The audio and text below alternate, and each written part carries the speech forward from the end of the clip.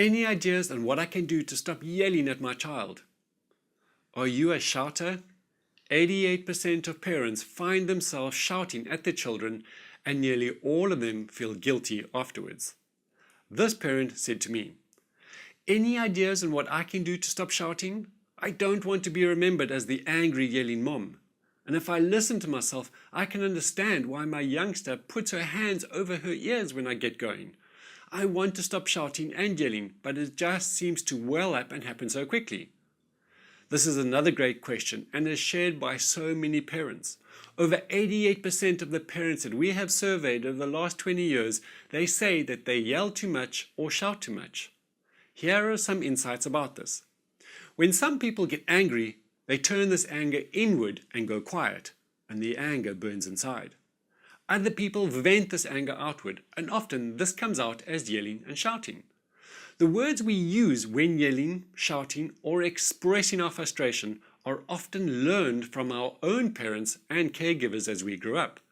As one parent once said to me, "When I open my mouth to shout, I hear my mother's words coming out." If we believe this to be true, then it can also be true that we can change this pattern by finding other alternatives, just like in the workshop on the alternatives to saying no.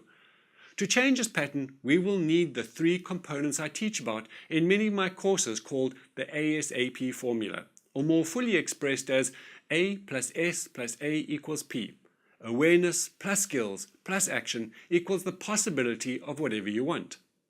As you have already shared, you have the awareness of your shouting, and actually have your child putting their hands over her ears to further point this out to you. So in the awareness area, you will need to focus more on catching yourself before you get to the shouting stage.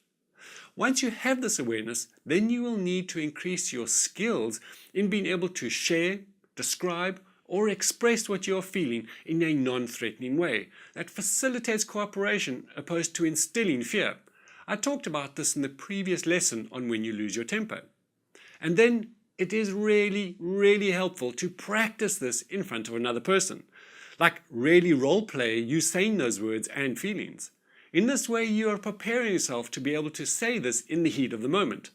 I have included a link to a video clip in a live seminar where I share a possible solution for you in this.